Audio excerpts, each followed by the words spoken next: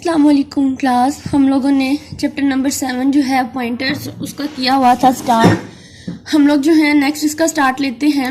इसमें हम लोगों ने क्या क्या क्लियर कर लिया था, अपने पॉइंटर्स को हम लोगों ने डिक्लेयर करना, इसको इनिशलाइज करना, देन इसके अंदर जो हमारे पास साइन यूज़ होते हैं, जो जो भी चीज़ें यूज़ होती हैं वो सारी की सारी हम लोगों ने एक वीडियो के अंदर डिस्कस कर ली हैं। तो आप लोग जो होते हैं इसकी प्रीवियस वीडियो जो है वो देख लें, ठीक है। नेक्स्ट हम लोग जो है हमारी आउटलाइन के अकॉर्डिंग जो हमारा टॉपिक था 7.4 से passing arguments to function by reference, यानी रेफरेंस के थ्रू हम लोगों ने अपने फंक्शंस को, आप लोगों को फंक्शंस के सबसे पहले मैं बता दूं कि हमारे पास फंक्शन के 3 स्टेप्स से बेसिक। एक हम लोगों ने पढ़ा हमारे फंक्शन की डिक्लेरेशन, उसके बाद हमारा एक मेन फंक्शन था और इस मेन फंक्शन के अंदर हमारे फंक्शन की कॉलिंग होती थी। दूसरी चीज़, ये जो फंक्शन हमने डिक्लेयर किया है इसको हम लोगों ने करना है डिफाइन, यानी इस डिक्लेयर हुए फंक्शन की हम लोगों ने बना देनी है अब बॉडी और इसके अंदर हम लोगों ने लगानी है लॉजिक। फिर जो लॉजिक बनानी है फिर इस फंक्शन को हम लोगों ने अपने मेन फंक्शन के अंदर कॉल कर देना है, ठीक है। तो ये थी हमारे फंक्शन की 3 चीज़ें, ठीक है। हम फंक्शन के ऊपर भी एक लॉन्ग वीडियो बनाऊंगी जिसके ऊपर आप लोगों को, यानी चैप्टर नंबर 5 जो है वो पूरे का पूरा डिस्कस करेंगे। इससे पहले मैं आप लोगों को व्हाट्सएप ग्रुप के अंदर जो है इसकी प्रैक्टिस करवा चुकी हूँ। ओके, हम लोग इसका स्टार्ट करते हैं नेक्स्ट। तो इसमें हमारे पास लिखा हुआ है कि फंक्शन के अंदर जो आर्गूमेंट्स होते हैं, जो पैरामीटर्स होते हैं, उनको पास कराने के हमारे पास 2 तरीके होते हैं। एक होता है पास बाय वैल्यूज के थ्रू, दूसरा होता है पास बाय रेफरेंस के थ्रू। अब जो सिंपल फंक्शन होते हैं उसके अंदर हम लोग जब आर्गूमेंट्स को पास करते हैं या पैरामीटर्स को फंक्शन के थ्रू पास कराते हैं तो वो मोस्टली पास बाय वैल्यूज के थ्रू होते हैं। जैसे मैं आप लोगों को एक एग्जांपल देती हूँ। ये सिंपल फंक्शन है, इसमें हम लोगों ने एक फंक्शन डिक्लेरेशन की है। फंक्शन की मैं आप लोगों को फिर से बता दूं, एक ये चीज़ है फंक्शन डिक्लेरेशन, उसके बाद हमारा मेन फंक्शन आ रहा है, देन हमारे पास ये फंक्शन डेफिनेशन, यानी जिसमें हमने फंक्शन को डिफाइन कर दिया हुआ है और यहाँ इसके अंदर हमने लॉजिक लगा दिया और फिर इसकी कॉलिंग हम लोगों ने मेन फंक्शन के अंदर की है। अब इसके लिए हम लोग जो है प्रोग्राम को रन करके देख लेते हैं, इस वाले प्रोग्राम को, ताकि आप लोगों को ज़्यादा क्लियर हो जाए। ये हमारे पास कौन सा है, हमारे पासिंग फंक्शन में जो हम लोग होते हैं पास बाय वैल्यूज़ के थ्रू।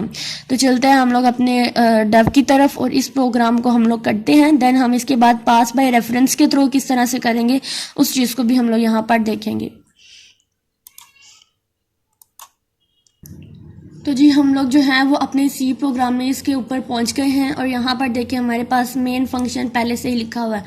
चाहे फंक्शन का प्रोग्राम हो, चाहे अरेज का हो, चाहे कोई भी प्रोग्राम्स हो, ये बात मैं बार बार रिपीट करती हूँ कि ये जो फंक्शन का, ये हमारे जो सी का प्रोग्रामिंग का एक स्ट्रक्चर है, इसको आप लोगों ने सबसे पहले करना है। देखो अगर मैं इसको रन करती हूँ देन वो मुझे किसी किस्म का कोई एरर नहीं देगा। यहाँ नेटवर्क स्पीड थोड़ी स्लो है इसलिए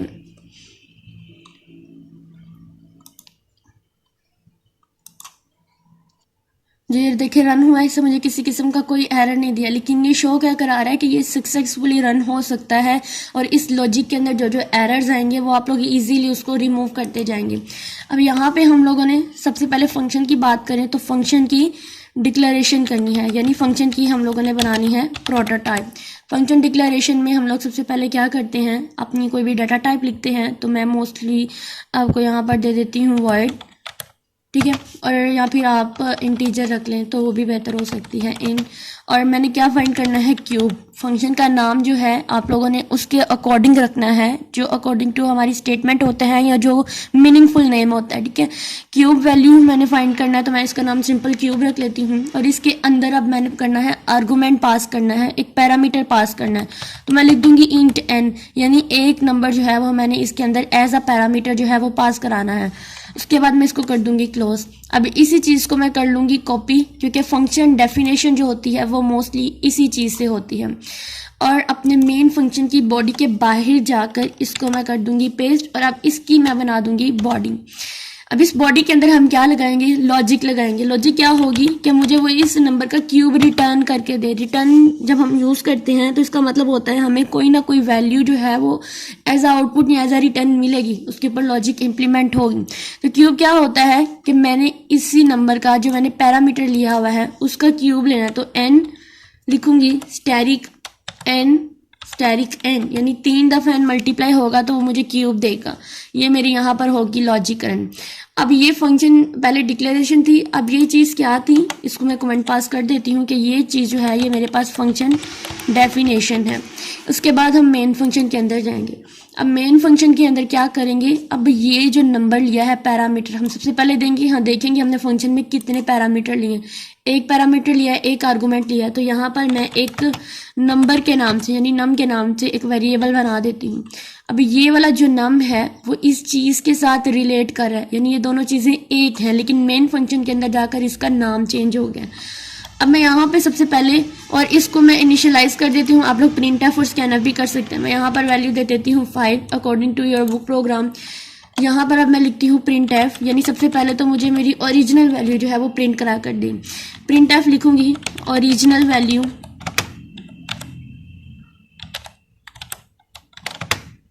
क्या ओरिजिनल वैल्यू है मेरे पास, %d\n, ताकि नेक्स्ट लाइन में वो मुझे जो लॉजिक इंप्लीमेंट होकर वैल्यू हुई है वो दिखाए। और क्या लिख दूंगी, नम। ठीक है, ये मेरा मेन फंक्शन था। अब मैंने इसी नम के अंदर नम इज इक्वल टू, अब मैंने फंक्शन को कॉल कर देना है। फंक्शन को कॉल किस तरह से करेंगे, फंक्शन का नेम लिखते हैं और इसके अंदर क्या लिखूंगी मैं, इसके अंदर मैं 5 लिख दूंगी, यहाँ पे नम लिख दूंगी। ठीक है, तो इसके अंदर देखिए मैं आप क्या लिखती हूँ,